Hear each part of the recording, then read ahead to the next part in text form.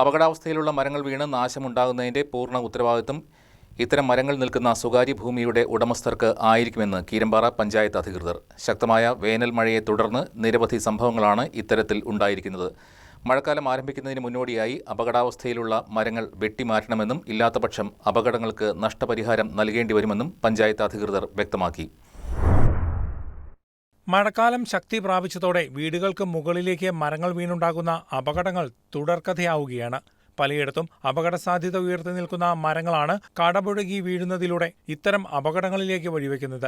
ഇത്തരം മരങ്ങൾ മുറിച്ചു നീക്കേണ്ടതുമായി ബന്ധപ്പെട്ട തർക്കങ്ങൾ പതിവാണ്.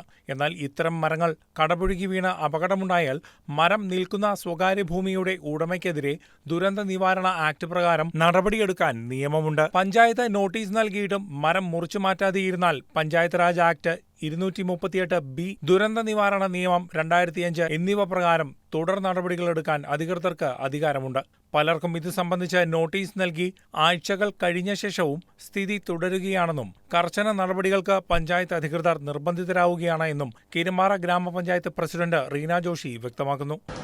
ഇപ്പോൾ നമ്മുടെ പഞ്ചായത്തിൽ ഏറ്റവും കൂടുതൽ പരാതികൾ നേരിടുന്നത് ഈ മരങ്ങൾ അപകടകരമായ രീതിയിൽ നിൽക്കുന്നു എന്നുള്ളതാണ്.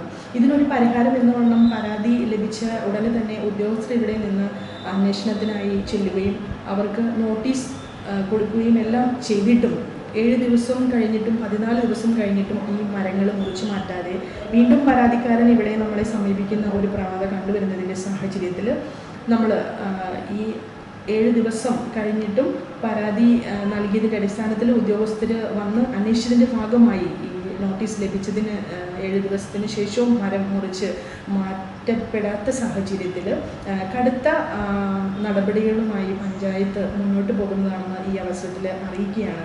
പഞ്ചായത്ത് രാജ് ആക്ട് 238B ഉൾപ്പെടെ ദുരന്ത നിവാരണ നിയമം 2005 എന്ന നിലയിലെല്ലാം തുടർ നടപടികളൊക്കെ സ്വീകരിച്ചുകൊണ്ട് മുന്നോട്ട് പോകുന്നതാണെന്ന് ഈ അവസരത്തിൽ അറിയിച്ചു. ആർക്കെങ്കിലും പരിക്കോ ജീവഹാനിയോ ഉണ്ടായാൽ ദുരന്ത നിവാരണ നിയമം സെക്ഷൻ 30/2V പ്രകാരം ഉടമയ്ക്കാണ് ഉത്തരവാദിത്വവും നഷ്ടപരിഹാരം നൽകാനുള്ള ബാധ്യതയും. മഴക്കാലം എത്തുന്നതോടെ ഇത്തരം സംഭവങ്ങൾ ആവർത്തിക്കുമെന്നും അപകടങ്ങളുണ്ടാകാൻ അവസരം നൽകാതെ പൊതുജനങ്ങൾ സഹകരിക്കണമെന്നും അധികൃതർ വ്യക്തമാക്കുന്നു. News desk KCV news.